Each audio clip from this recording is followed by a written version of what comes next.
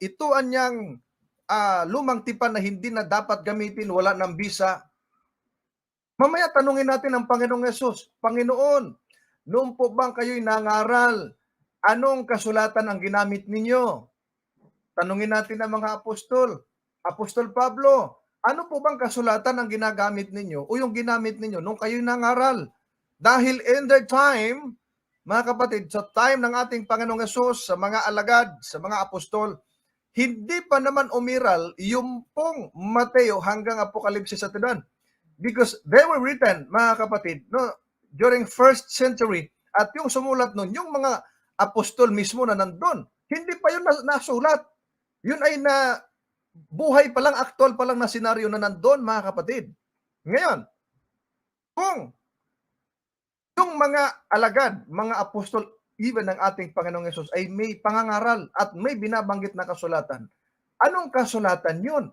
Bagong tipan ba, Mateo hanggang Apocalypse, which is hindi pa nag-exist yung time nila, o yung lumang tipan na tinatawag natin ngayon, na tinatawag yan sa Biblia na Holy Scriptures, o banal na kasulatan, o kasulatan. Yan ang ating alamin dahil pagka tinatanong natin sila, hindi na sila makasasagot anong ginamit ni Apostol Pablo na kasulatan.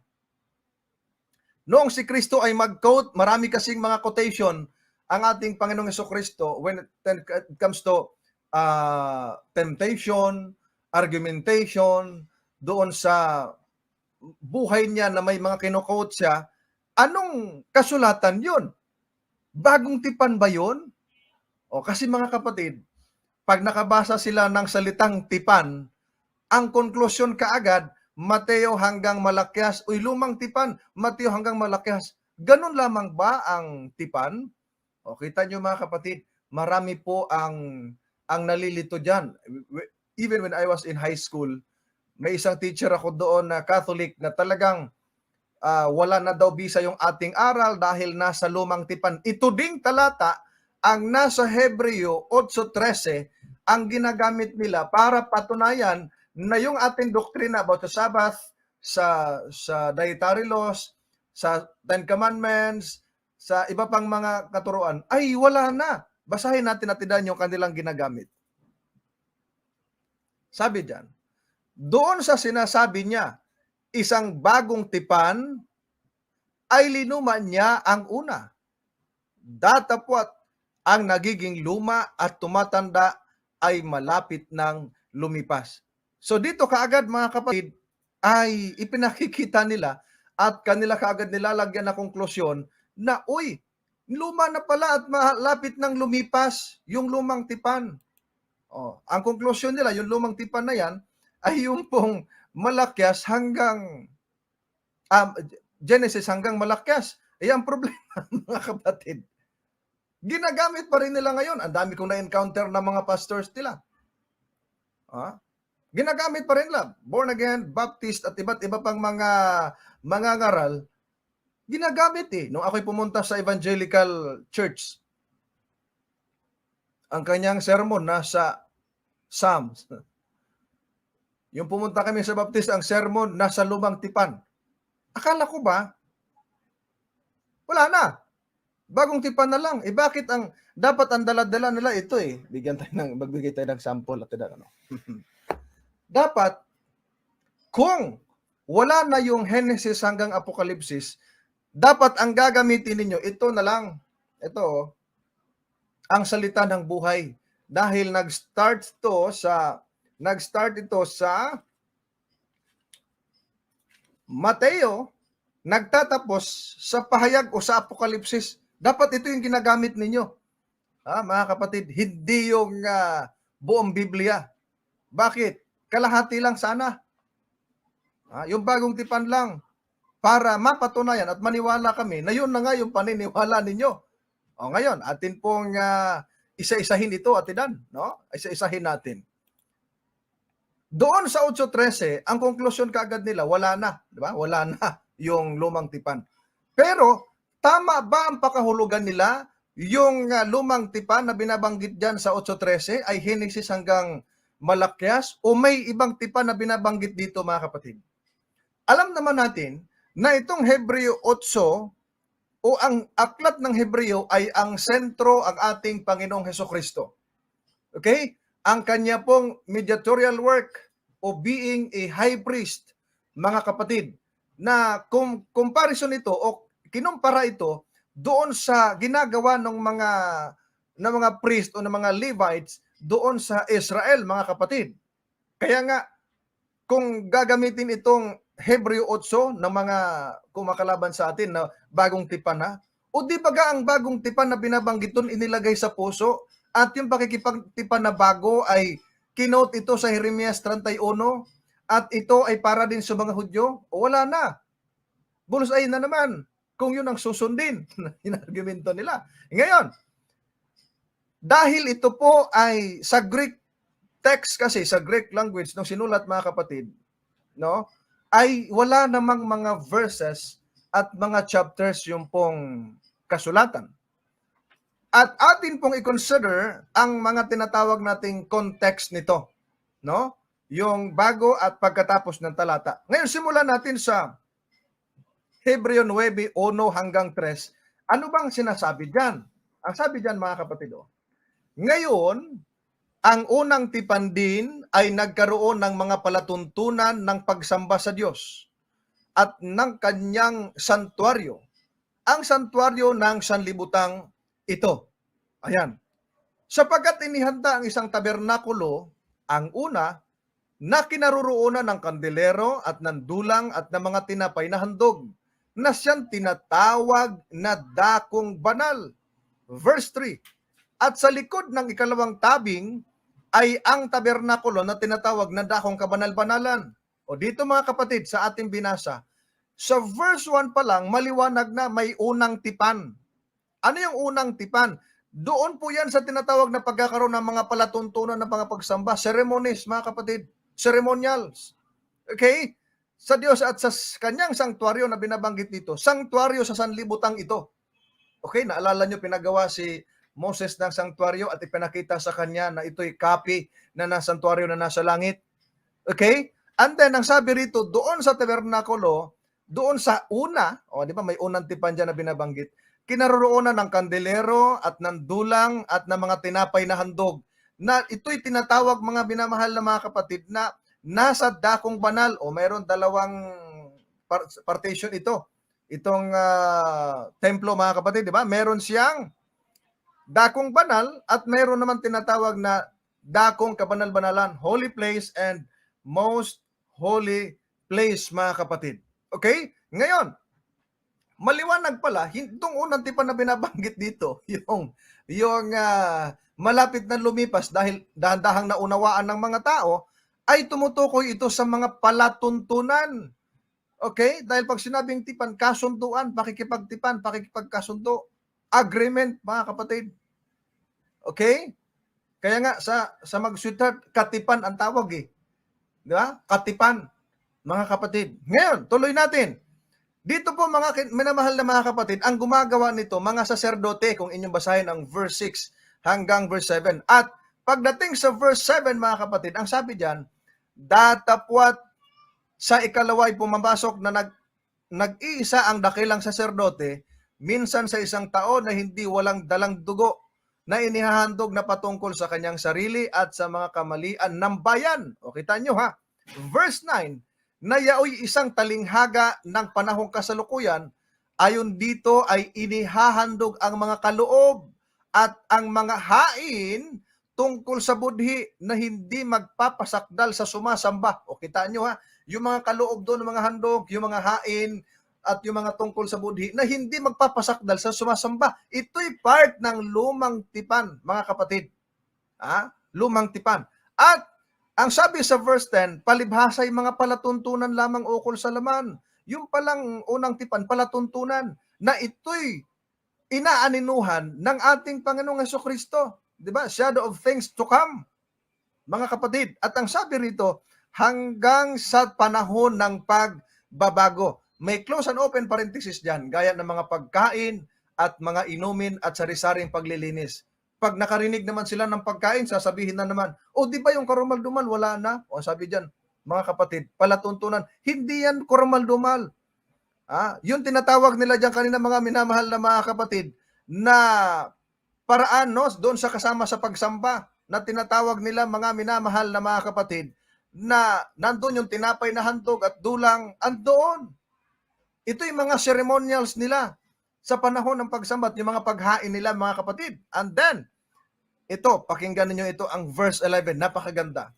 Verse 11, ang sabi diyan, no, ngunit pagdating ni Kristo, tandaan niyo na, ngunit pagdating ni Kristo na dakilang saserdote ng mabubuting bagay na darating sa pamamagitan ng lalong malaki at lalong sakdal na tabernakulo na hindi gawa ng mga kamay sa makatuwid bagay hindi sa paglalang na ito. Verse 12, at hindi rin naman sa pamamagitan ng dugo ng mga kambing at ng mga bulong baka, kundi sa pamamagitan ng kanyang sariling dugo ay pumasok na minsan magpakailanman sa dakong banal na kinamtan ng walang hanggang katubusan. O kita nyo mga kapatid, yung mga paghahandog, yung mga tinatawag natin mga minamahal na mga kapatid na pala tuntunang ginagawa nila para meron silang tinatawag na kapatawaran, may katubusan, ay walaan niya yun. Winala na yun nung pagdating ni Kristo. Kaya nga,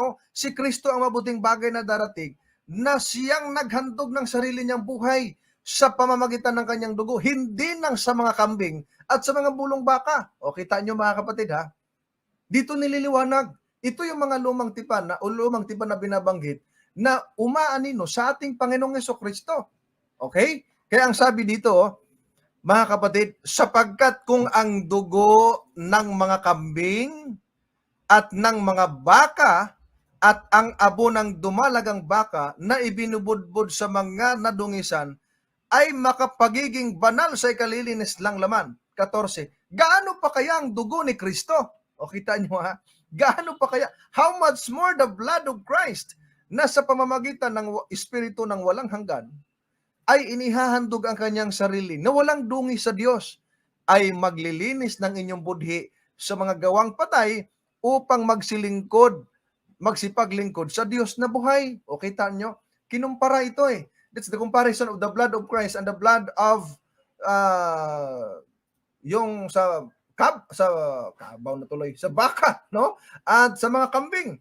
O kita nyo mga kapatid, at ito yung bagong tipan, yung dugo ni Kristo, mga kapatid. Winala yung una, yung dinatawag natin mga kapatid na mga paghahandog, mga ceremonials para mapatawad, matubos sila, at kailangan din nila ng pagpatawagas ng dugo ng mga hayop, na ito ay luma na, niluma na, ito yon.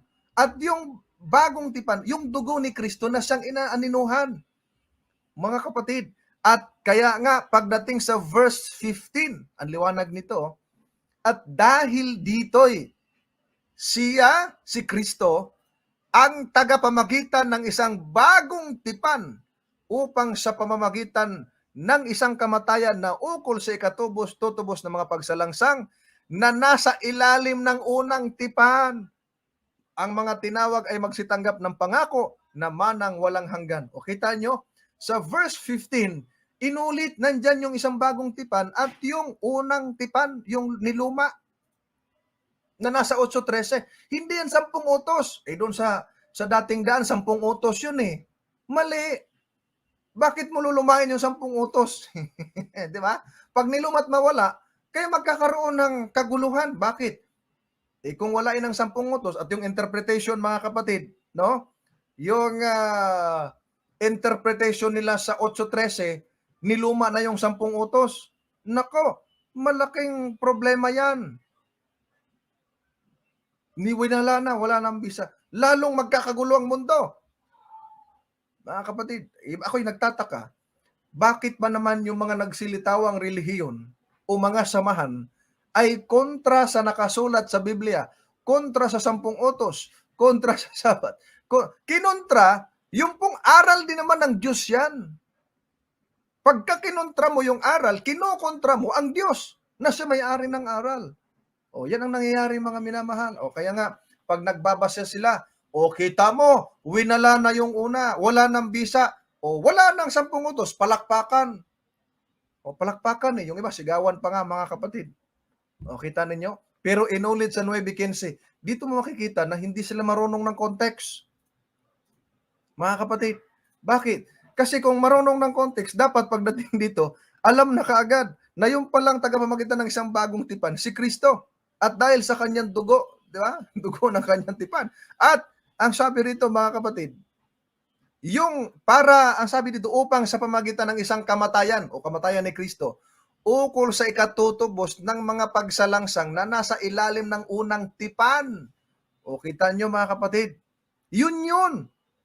Kaya nga, yung kasing yung dugo ng baka at kambing, hindi makapag-alis ng kasalanan yon.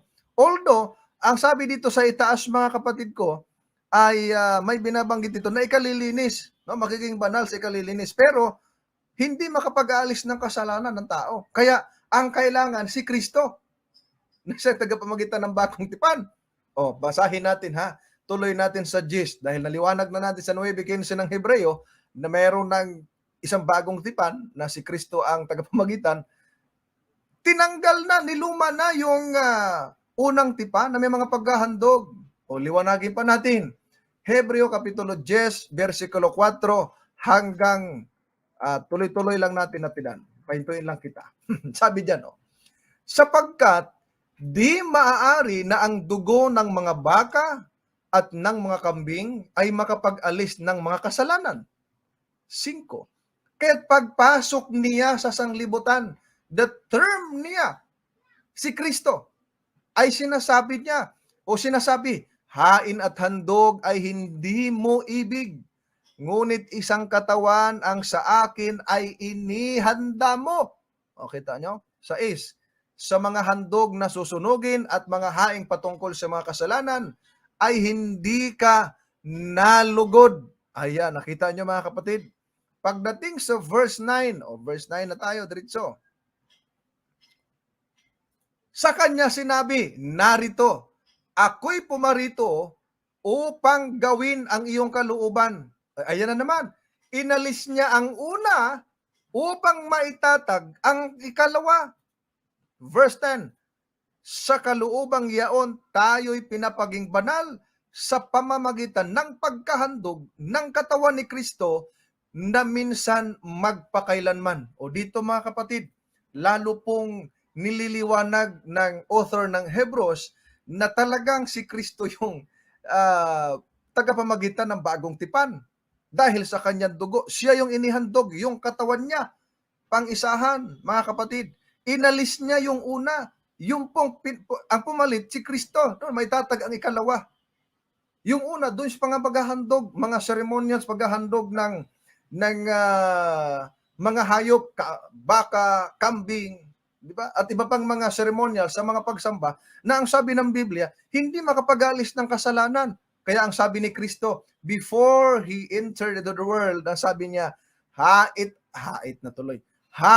at handog ay hindi mo nais, hindi mo ibig, ngunit isang katawan ay inihanda mo sa akin. O kita nyo, mga kapatid, kaya pagpasok ni Kristo sa sanlibutan, ang wika rito, mga kapatid, inalis niya ang una, verse 9, at maitatag ang ikalawa. Ito yung unang tipan na doon sa mga paghahandog, doon sa mga ginagawang ceremonials nila para mapatawad, para malinis. Kaya niliwanag dito, mga kapatid, no? Niliwanag dito sa 9:15 ng Hebreo, sa 19 ng Hebreo, maliwanag, inulit inalis yung una, itatag yung ikalawa. Ano ba yon? Ay yung po yung paghahandog ng katawan ni Kristo. Yun yung ikalawa. Yung una, yung paghahandog ng mga hayop na hindi makapag-aalis ng kasalanan. Si Kristo, nung inihandog niya yung kanyang katawan, minsan magpakailanman. O kita nyo, mga kapatid, ha? Minsan magpakailanman. Ito'y paghahandog, mga ginigiliw ko, mga kapatid, ng katawan ni Kristo para sa atin. Hindi lamang para sa mga Hudyo, ganon din para sa atin, mga kapatid ko. Tuloy natin sa verse 12, batidan. Kahit siguro sa 11, simulan natin sa 11, ang sabi dyan, ngunit siya, at katotohanan ang bawat saserdote na araw-araw ay nangangasiwa ng patayo at naghahandog na madalas ng gayon ding mga hain. O kita nyo, na hindi makaaalis kailan pa man na mga kasalanan. Verse 12, Ngunit siya nang makapaghandog ng isa lamang hain patungkol sa mga makasalanan, magpakailanman ay umupo sa kanan ng Diyos. Dito mga kapatid, napakaliwanag. Nung makapaghandog ang ating Panginoong Jesucristo na isa lamang hain patungkol sa mga makasalanan, including you and me, mga kapatid, ay umupo sa kanan ng Diyos. Minsan, magpakailanman. Siya yung nasa ikalawa. Siya yung bagong tipan. Mga kapatid, na dahil sa dugo niya, nagkaroon tayo ng katubusan. Dahil kung hindi si Kristo namatay, kung hindi si Kristo, mga ginigilig ko mga kapatid, ang tumubos, hanggang ngayon naghahandog pa dapat para magkaroon ng katubusan. Hindi. Si Kristo na, mga minamahal. Inulit po yan. Dapat yung pag-aaral ng Biblia, hindi yung magko-conclude ka pag nakabasa ka ng isang talata, ganun na kaagad ang nakasulat. Di ba? Ang nabasa lang, inalis yung una, mga kapatid, upang maitatag yung ikalawa. Yun nakalagay sa Hebreo 8:13, di ba? Isang bagong tipan, linuma niya ang una, dapat ang naging luma at tumatanda ay malapit ng lumipas. Okay tayo mga kapatid. Sasabihin lang, wala na 10 utos. Nakakatawa. Wala na kaagad 10 utos. Naalala ko tuloy yung debate ni Brother Laig at nung isang Baptist.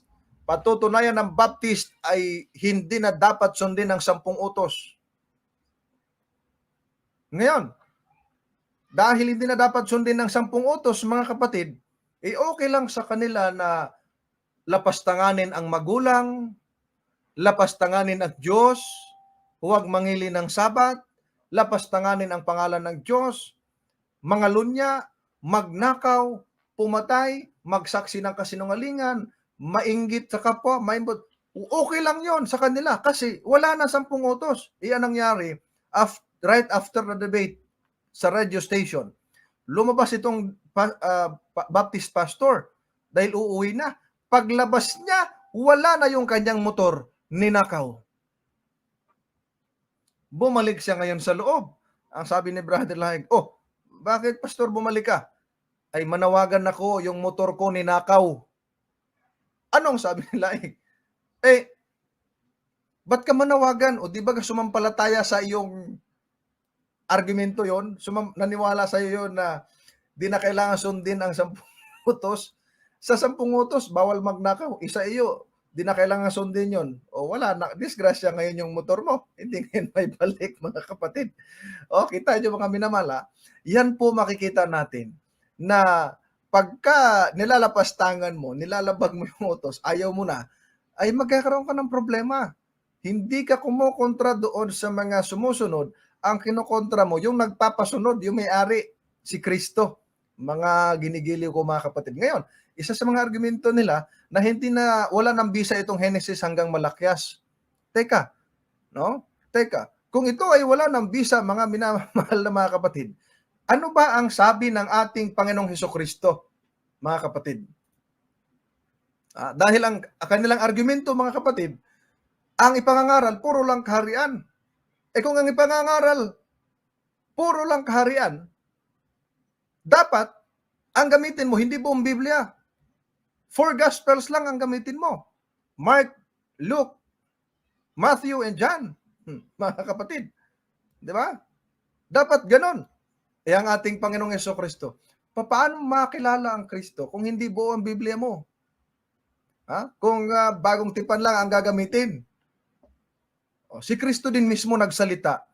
In His time, merong sinabi ang ating Panginoong Jesucristo. Pakinggan nga natin kung ang ating Panginoong Jesus, Panginoon, gumagamit ka ba ng lumang tipan o yung tinatawag nating mga books na lumang tipan na ngayon na tinatawag na lumang tipan pero dati ang tawag ay Holy Scriptures? Tanungin natin ang Panginoong Jesus. Una, may binanggit ng ating Panginoon na ganito. Juan 5:39. Ang sabi ganito, saliksikin ninyo ang mga kasulatan. Sabi ni Kristo, search the Scriptures. Sapagkat iniisip ninyo na sa mga yaon ay mayroon kayong buhay na walang hanggan. At ang mga ito'y siyang nangagpapatotoo tungkol sa akin. Ayan. In this verse, mga kapatid, the one who spoke this verse ay ang ating Panginoong Jesucristo. Siya ang nagsalita. Ang sabi niya, saliksikin, suriin, search the scriptures. Anong scriptures ito? New Testament ba na refer sa Matthew hanggang Apokalipsis? No. Hindi pa nasulat yan in their time. Kaya ang ginagamit nila mula Genesis hanggang Malakyas. Paano natin napatunayan? Una, may binanggit dyan na pasaliksik kasulatan. At yun ang nagpatutuo tungkol kay Kristo. Paano mapatunayan ng mga apostol na siya nga ang Kristo? O mga kapatid, di ba ga? Si Kristo din nagpapatunay. Juan 5:46, 46 lang atidan. Sabi sa 46, mga kapatid, sapagkat kung kayo'y nagsisampalataya kay Moises, ay magsisampalataya kayo sa akin, sapagkat tungkol sa akin, siya'y sumulat. 47. Sabi sa verse 47. Sapagkat, 47 natin. Ngunit, kung hindi kayo nagsipaniwala sa kanyang mga sulat, ay paanong magsisampalataya kayo sa aking mga salita? Ang ganda ng sinabi ng ating Panginoong Hesukristo. Ang sabi ng ating Panginoong Hesukristo, kung nagsisampalataya kayo kay Moises, magsisampalataya din kayo sa akin, sapagkat si Moises ay sumulat patungkol sa akin. Yun ang sabi ng ating Panginoong Hesukristo. Moses wrote about Jesus. At ang sabi rito, sa verse 47, kung hindi kayo magsipaniwala sa sulat ni Moises, paano kayo magsipaniwala sa aking mga salita? Ang ganda ng sinabi ni Kristo. Sige nga, tutulan itong sinabi ni Kristo. Mga kapatid, tutulan sinabi ni Kristo na si Moises pala sumulat about kay Kristo. O ngayon, paano mo mapatunayan ngayon? Na si Kristo ang Mesiyas. O kung ang babasahin mo lang, Mateo hanggang Juan, nandun yung katuparan. How about the prophecy? Yung tinatawag nating messianic prophecy. How you are going to prove that Christ, that Jesus is the true Messiah if you don't use Genesis to Malakay? Na nandoon yung mga prophecy o yung tinatawag nating messianic prophecy na tumutungkol sa ating Panginoong Hesukristo. Kaya ang sabi ng ating Panginoong Hesukristo, kung kayo nagsisampalataya kay Moises, magsisampalataya din kayo sa akin dahil siya'y sumulat patungkol sa akin. Ngayon, ang sabi ni Kristo, kung hindi kayo magsisampalataya sa kanyang mga sulat, sa sulat ni Moises, paano magsisampalataya kayo sa aking mga salita? O, kita nyo mga kapatid O, ito. Sabi ng ating Panginoong Hesukristo, dito sa Lucas 24:44. Ano ba ang sabi ni Kristo? Yan. Ang sabi ni Kristo, mga kapatid, At sinabi niya sa kanila, ito ang aking mga salitang sinabi ko sa inyo, nang ako'y suma sa inyo pa, na kinakailangang matupad ang lahat ng mga bagay na nangasusulat tungkol sa akin sa kautusan ni Moises at sa mga propeta at sa mga awit. O kita nyo may mga nakatala sa kautusan ni Moises. Pag sinabing kautusan ni Moises, yung Torah, yung yung Genesis hanggang Deuteronomy. Ang tawag doon, kautusan ni Moises, o yung in general term, the Torah. Pero hindi ibig sabihin, mga kapatid, na si Moises ang may-ari noon, ang Diyos, mga kapatid. Ngayon, ang sabi ng ating Panginoong Hesukristo, kailangan anyang matupad yung pong mga bagay na nangasusulat tungkol kay Kristo, nasulat sa kautusan ni Moises, sa mga propeta, at sa mga awit. O kita ninyo mga kapatid. Ngayon, paano mo mapatunayan na mayroon ng hula patungkol kay Kristo kung ang bagong tipan lang o yung Mateo hanggang Juan lang ang yung gagamitin? O, kita nyo mga kapatid, si Kristo na mismo nagpatotoo. Ba't nyo itakwil? Pag itakwil ninyo, yung pong 5 books of Moses na tinatawag, yung Genesis hanggang Deuteronomy, una, hindi nyo po malaman kung kayo ba ay galing sa unggoy o nilikha ayon sa wangis ng Diyos.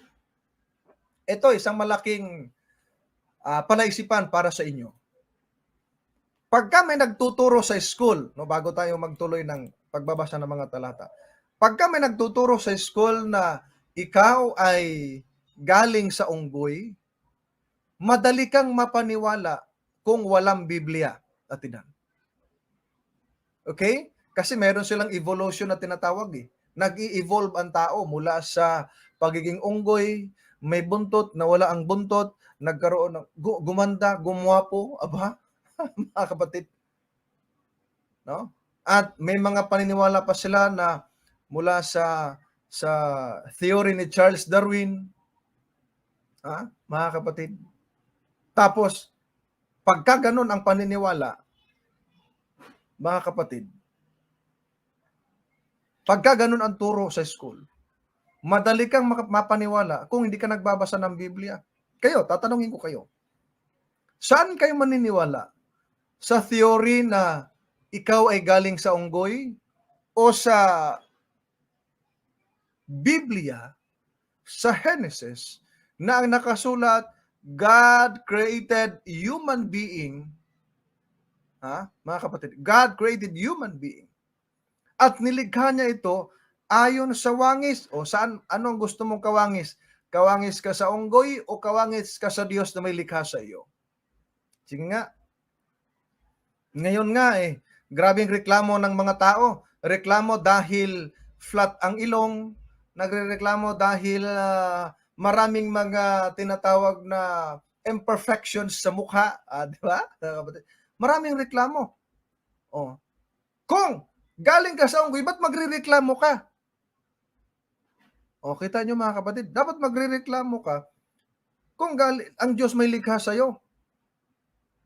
Hindi mo malaman ngayon kung saan ka talaga nalikha kung hindi mo tatanggapin yung Genesis. The beginning of creation yun mga kapatid. Recorded na. Hindi mo malaman yung story of Joseph. Hindi mo malaman na si Abraham ay father of all nation. Father of faith, rather. Kita nyo mga kapatid. Hindi mo malaman na ang mga Israelita ay iniligtas ng Diyos, tinubos ng Diyos mula sa bansang Ehipto. Di mo malaman na si Moises, siya yung ginamit ng Panginoon para iligtas yung kanyang bayan na 400 years nang naging alipin na tinan sa Egypt.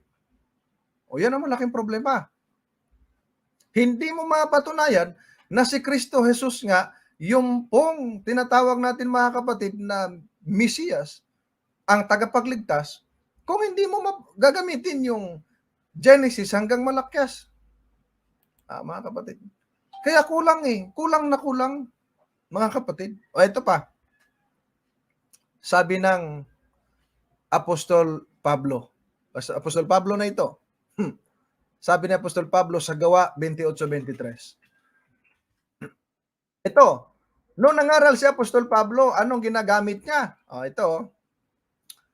At nang mataningan na nila siya ng isang araw, ay nagsiparoon ang lubhang marami sa kanyang tinutuluyan, at sa kanila'y kanyang ipinaliwanag ang bagay na sinasaksihan ng kaharian ng Diyos, at sila'y hinihikayat tungkol kay Jesus sa pamamagitan ng kautusan ni Moises, at gayon din sa pamamagitan ng mga propeta, buhat sa umaga hanggang sa gabi. Kita nyo mga kapatid, ang liwanag niyan. Apostol Pablo yan mga kapatid.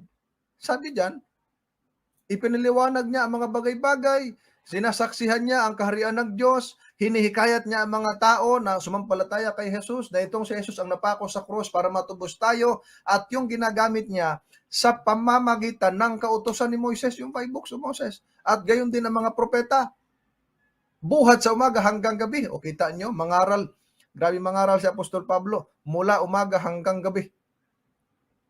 Mga kapatid. Di ba? Anong gamit niya? Kautusan ni Moses. Magitan ng mga propeta. Tapos sasabihin, wala nang bisa yan, walang kwenta yan. Mga kapatid, hindi mo mapatunayan ngayon yan.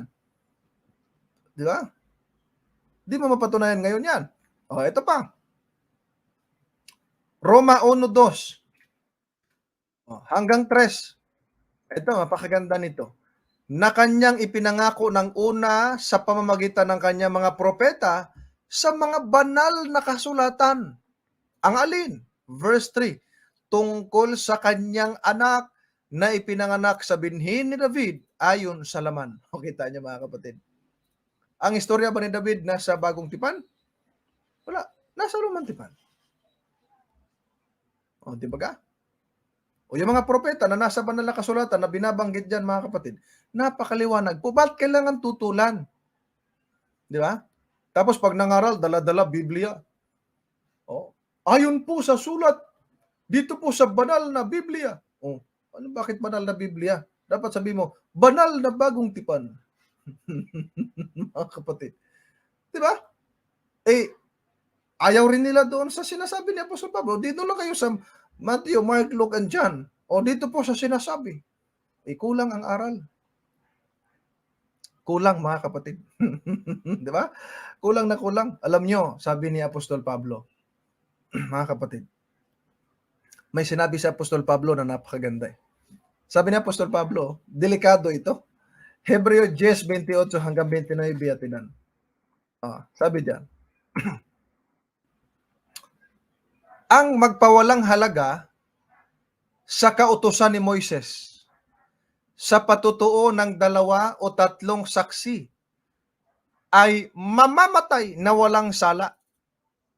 Walang awa pala. Gaano kayang higpit ng parusa sa akala ninyo ang ihahatol na naukol doon sa yumurak sa anak ng Diyos at umaring di banal sa dugo ng tipan na nagpabanal sa kanya at umalipusta sa espiritu ng biyaya. O kita niyo mga kapatid, dito maliwanag, ipinakikita rito mga ginigili kong kapatid kay Kristo. Kita niyo dyan. Ang magpawalang halagaan niya sa kautosan ni Moises, yung 5 books of Moses, sa patutuo ng dalawa, ito, dalawa yan ha. Huwag niyong sabihin na ito ay sign ng politiko. Dalawa ay mamamatay na walang awa. O, kita niyo mga kapatid ha.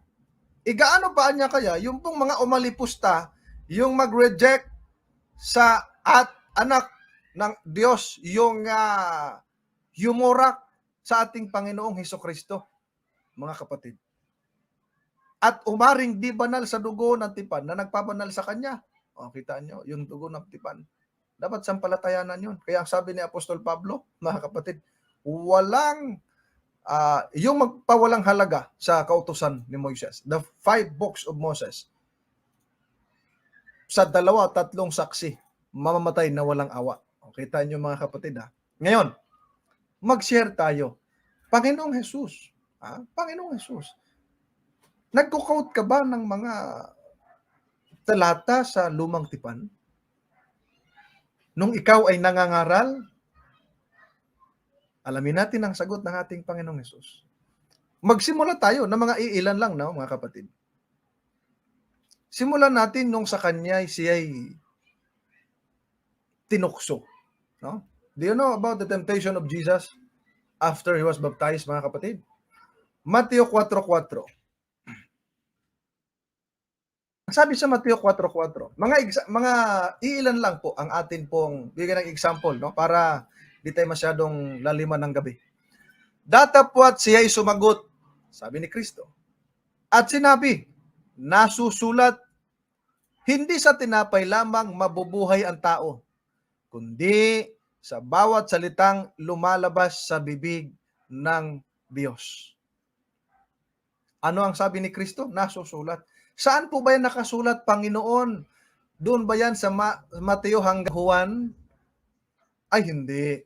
Diyan nga in-record na sinabi ni Kristo nasusulat. Saan nyo po yung kinuot, Panginoon?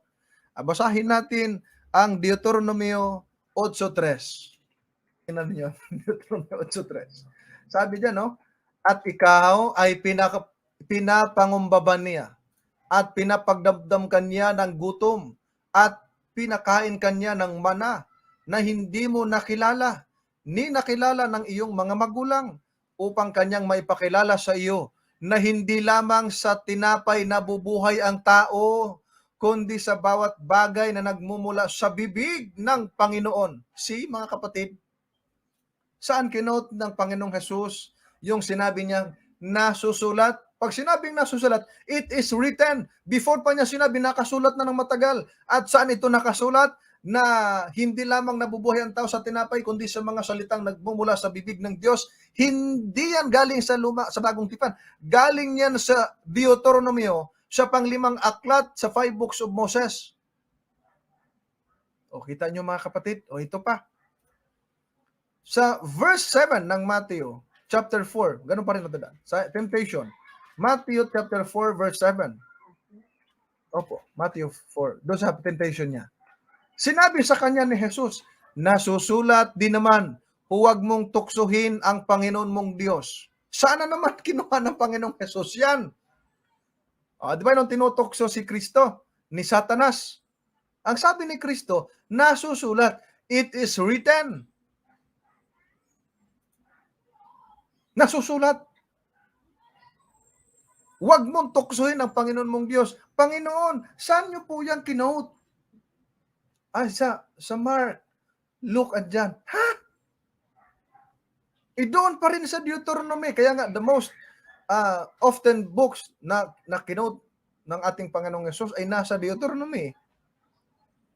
Di ba? Deuteronomy 6:16 at tidan. Opo, 6:16.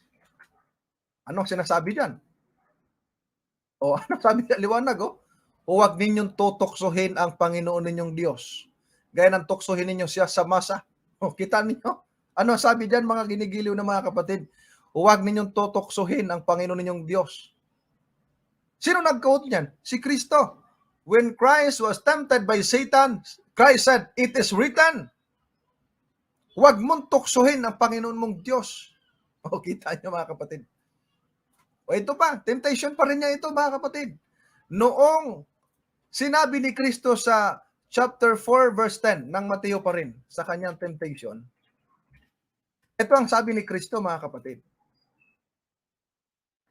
Nang magkagayoy sinabi sa kanya ni Jesus, humayo ka Satanas, sapagkat nasusulat. Sabi ni Kristo, it is written, sa Panginoon mong Diyos sasamba ka at siya lamang ang iyong paglilingkuran. Kita nyo mga kapatid Kita nyo. Ang sabi ng Biblia, mga minamahal na mga kapatid, sabi ng ating Panginoong Hesus, kinote niya yung nasa Matthew chapter 4 verse 10 na sinabi niya, it is written. Saan po niya kinote yan na sinabi ni Kristo na susulat? Sa Panginoon mong Diyos ka sasamba at siya lamang ang iyong paglingkuran. Saan po ba yan, Panginoon, nakasulat? Baka, Panginoon, hindi naman nakasulat yan. No? Alamin natin saan ba nakasulat. Basahin natin. Deuteronomio 6:13. Kinote din ng Panginoong Jesus yan Ayan mga kapatid.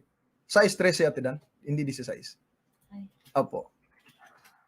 Ayan.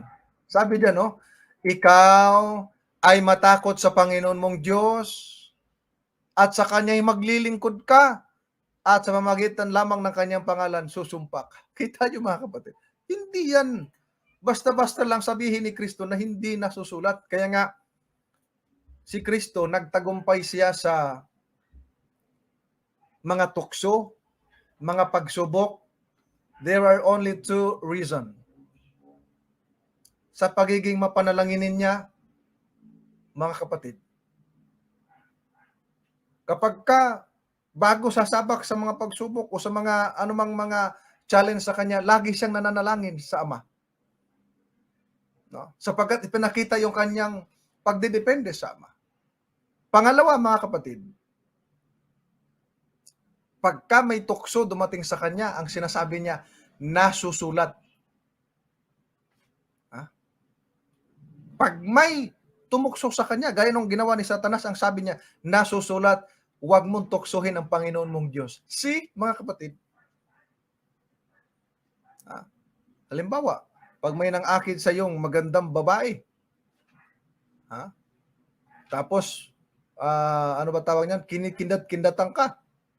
Nilalakaran ka ng may pakending-kending. Ang ating tinalakay kagabi. Mga kapatid, sabihin mo kagad, nasusulat sa kawikaan. Huwag mong tingnan sa iyong puso at nasain ang kanyang ganda. At huwag mong hayang mahulog ka sa kanyang mga pilik mata. Okay tayo mga kapatid. Ganyan ang ating Panginoong Yesus. Lagi siya nagtatagumpay. Ang ginagawa niya mga kapatid, nagko-quote siya sa lumang tipan. Saan mo nagko-quote bagong tipan? Di pa naman nakasulat nung araw yan. Kaya nung tinanong natin sila, saan po ba? Ano po bang ginagamit ni Apostol Pablo nung siya'y mangaral? O ito mga kapatid, Apostol Pablo naman. O, yun ay mga example lang. Siguro dagdag lang ko ng ilang konti. Ilang konti na tuloy. No mga ilan. No? Halimbawa, yung binanggit na natin, yung pong temptation ng ating Panginoong Hesus. Yung Sermon of the Mount niya, nag-quote din siya sa Exodo. Yung kanya pong confrontation with the Jewish rulers, nag-quote din niya doon sa Lumang Tipan. Yung kanya pong temple cleansing. Ito pati na, dagdag natin ito. Di ba naalala nyo, nagalit siya, may mga nagtitinda sa templo? Basahin nga natin yung 19:46 ng Lucas. Sabi riyan sa Lucas 19:46, na sinasabi sa kanila, dahil ang istorya nito, may mga nagtitinda no, sa templo, nasusulat nga, ang aking bahay ay magiging bahay panalanginan. Datapot ginawa ninyong yungib ng mga tulisan. O kita ninyo, nasusulat na naman, sabi ni Kristo. Saan ba yan kinote ng Panginoon? Panginoon, saan niyo po kinote yung talata na yan? Nasulat na pala yung Panginoon, yung sinabi niyo. Saan niyo po yan kinote? Kinote niya po yan sa Isaiah 56:7. O, lagay natin sa screen natin. Ano nakasulat? 7 po. Isaiah. Sabi niya mga kapatid, sila ay dadalhin ko sa aking banal na bundok at papagkakatuwain ko sila sa aking bahay na dalanginan. Ang kanilang mga handog na susunugin at ang kanilang mga hain ay tatanggapin sa aking dambana, sapagkat ang aking bahay ay tatawaging bahay panalanginan para sa lahat ng mga bayan. Okay tayo mga kapatid? Kinote ng ating Panginoong Jesucristo dyan. Bakit ba ayaw ninyo sa Genesis hanggang Malakyas? Galit sila dyan mga kapatid Kasi nakasulat ba naman sa Malakyas, pag hindi ka nag-ikapo, magnanakaw ka? Ayaw nila sa ikapo kasi maliit lang. Doon sila sa pasya ng puno. Kay kapatid na ganito, 1 million. Kay kapatid na ganire, 2 million. O ilang million na? Ganito mga kapatid. Ba't ayaw ng ganun? Di ba? Mahiya naman tayo sa Panginoon Meron nang nakasulat, ang liwanag mga kapatid Di ba? Andun kasi yung Sabat Andun yung 10 utos. Mga kapatid. Andun yung pagbabawal sa baboy, sa karumal-dumal. Mahilig sila sa karumal-dumal. Yung pinagtataka ko lang, meron nga ako napanood sa Facebook katidan. Magaling na magtalakay sa ikapu ang pastor ng born again. Talagang dinanuhan niya, magnanakaw, yung mga hindi nag-ikapu, binabanatan niya. Tapos, nung mag-sermon pala siya, nalaman ko, Sunday keeper. Bakit siya nag-iikapo? Pagkasabat ang pag-uusan, sabihin lang sa Israelian, bakit ang ikapo? Kasama kayo. O sa Sabat walang pera, sa ikapo, marami pera. Mga kapatid, sa ikapo marami pera at handog. Yung iba naman ayaw sa ikapo kasi maliit lang, handog lang. Pasya ng puno. Mga kapatid, di ba? Sa Sabat, wala pera. Kasi di ka makakapera pag Sabat, di ka makapagtrabaho. Pero, pag ikapo, ala, dami pera. Mga kapatid, yun ang nangyayari mga kapatid. Nag-comment nga ako doon. Ba't kayo nagkukulikta ng ikapo? Hindi naman kayo nagsasabat. No? Wala man silang reply. Tinanong ko lang mga kapatid. At least, maging aware sila. Yung kadebate natin to sa pag-aralan, yung payat. Kilala niyo yung payat? Nakipagdebate patungkol sa karumal-dumal sa Israel. Pero naghamon ng debate sa dating daan, patutunayan niyang ikapo, pwede pa sa Kristiyano. Ang Sabat di na, ikapo, pwede pa. Ang 10 utos wala na, ikapo, pwede. Aba, Sabi ng mga sana all. Mga kapatid. Di ba? O diyan mga minamahal, yung aral nila ay inconsistent mga kapatid. O si Apostol Pablo, noong si Apostol Pablo sa 17 atidan ng Gawa, 17:1, yan. Opo. Gawa kapitulo 17, versikulo 1 hanggang 3. O pakinggan ninyo ha.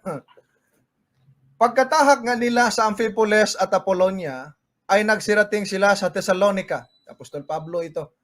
Na kinaroroonan ng isang sinagoga ng mga Hudyo. Verse 2. Verse 2 po. At si Pablo, ayon sa ugali niya, ay pumasok sa kanila. At sa 3 Sabbath ay nangatwiran sa kanila sa mga kasulatan. 3 consecutive Sabbath ito mga kapatid. No? He reasoned with them using the scriptures. Panahon ni Apostol Pablo, wala pa naman yung Matthew, Mark, Luke hanggang sa Apocalypse. No, pinikwento pa nga lang dyan. He used the scriptures. Anong kanyang pinangangaral? Verse 3 atidan. Sabi dyan, sabi ni Apostol Pablo, na binubuksan yung kasulatan at pinatunayan na kinakailangang si Kristo ay maghirap at muling mabuhay sa mga patay, at itong si Jesus anya na aking ipinangaral sa inyo ay siyang Kristo. Mga kapatid, no? Di ba? Kita nyo mga mahal na mga kapatid. Siyang Kristo. Yung pong ginagamit ni Apostol Pablo na kasulatan, referring yan doon sa luma, hindi yung Matthew. Wala pa yan nung araw sa panahon nila. At pinatutunayan niya na yung Kristo na naghirap, namatay at muling nabuhay para matubos tayo sa ating kasalanan, yan yung Kristo Jesus na ipinangangaral niya ngayon, mga kapatid. O, di ba? O, napakaliwanag mga kapatid. Every time na mangaral sila about the kingdom of God, about the Christ the Messiah, use the scriptures, the holy scriptures, mga kapatid. Nakita nyo mga minamahal.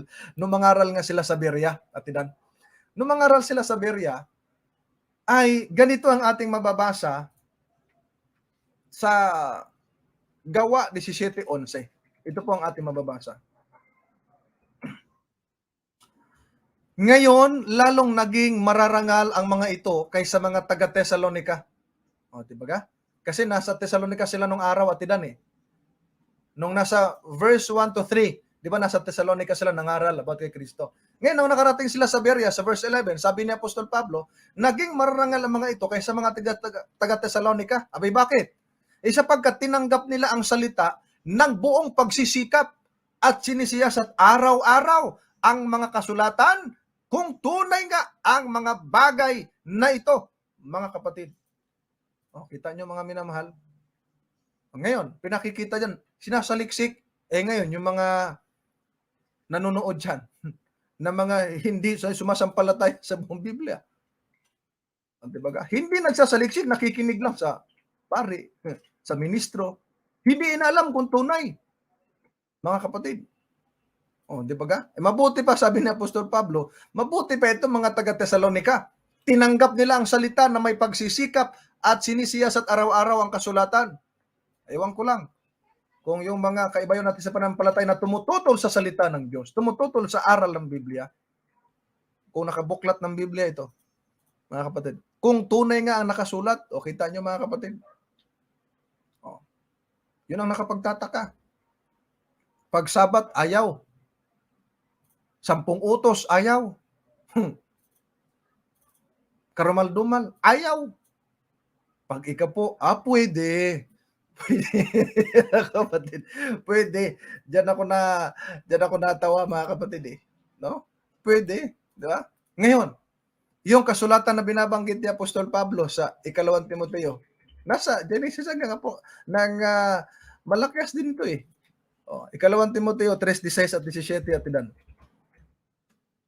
Sabi niya ng Apostol Pablo diyan, ang lahat ng mga kasulatan na kinasihan ng Diyos ay mapapakinabangan din naman sa pagtuturo, sa pagsansala, sa pagsaway, sa ikatututo, sa nasa katwiran, upang ang tao ng Diyos ay maging sakdal tinuro ang lubos sa lahat ng gawang mabuti, mga gawang mabuti. Ginagamit din ito sa mga kaibayo natin. Di ba? Kasi pagtuturo ilagay mo nga sa English at Tidan yung verse 16. Tingnan niyo sa verse 16. Sa English at Tidan. Ang sabi niya, no? All scripture is given by inspiration of God.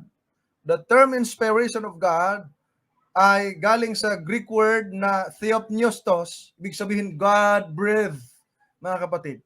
At ang purpose niyan, why these all scriptures are inspired, ang sabi sa kasunod, and is profitable for doctrine, for reproof, for correction, for instruction in righteousness, mga kapatid. That the man of God, sa verse 17, that the man of God may be perfect, thoroughly furnished unto all good works. Yung nakalagay sa verse 16 na it's profitable for doctrine, mapapakinabangan sa pagtuturo, sa doktrina.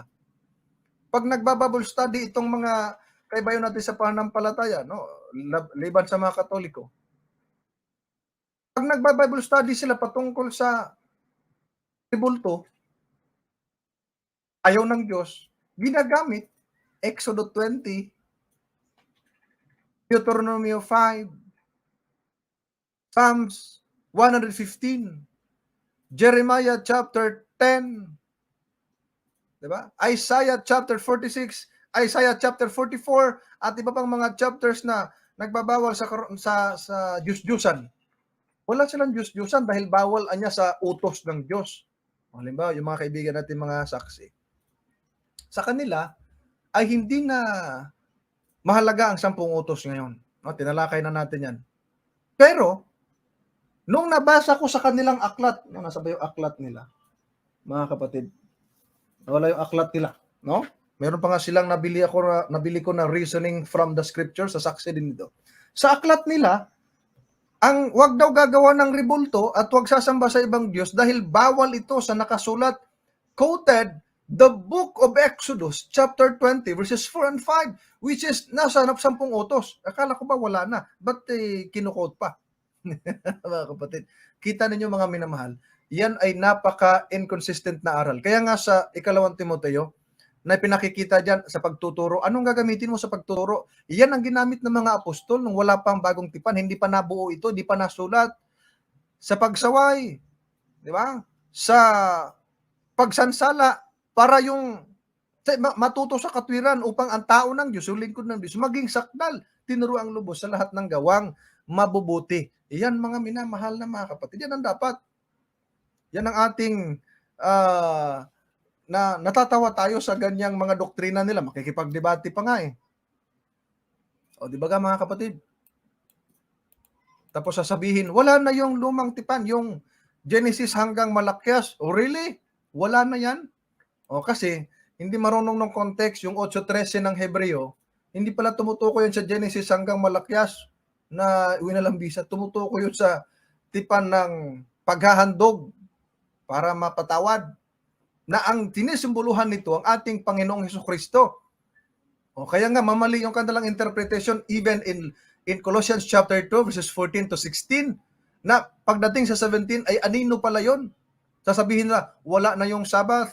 O nung inexamine natin, hindi pala yun ikapitong araw kundi ceremonial Sabbath. Even the Bible commentaries na mga hindi Adventist sang-ayon sa paliwanag ng Adventist. Kaya ang nakalagay doon sa verse 14, mga ordinances, mga palatuntunan, mga alituntunin, mga kapatid. Ngayon, pagdating sa verse 17, ang sabi doon, ito'y anino sa bagay na darating, a shadow of things to come. Mga kapatid, di ba ka? Yun ang nakasulat, Colossus 2:17. Si Kristo, yun yung pagkawala nung una, kasi tanggalin talaga yun, kasi si Kristo ang last na handog, mga kapatid. Doon makikita natin, mga minamahal, kung paano pag-aaral ng Biblia. Hindi yung pag nabasa, wala na pala yung lumang tipan. Nako, delikado yun. Mga kapatid. O, kita ninyo? Kaya huwag kayong maniniwala na hindi na kailangan yung Genesis hanggang Malakyas. Ay, ba't gumagamit ka ng Biblia? Kasama yun Dapat ang igagamitin mo lang, yung Matthew hanggang Juan, kasi karian lang ng Diyos daw ipingangaral. Ba't gagamit pa ng Biblia? Karian lang pala ng Diyos ipangangaral.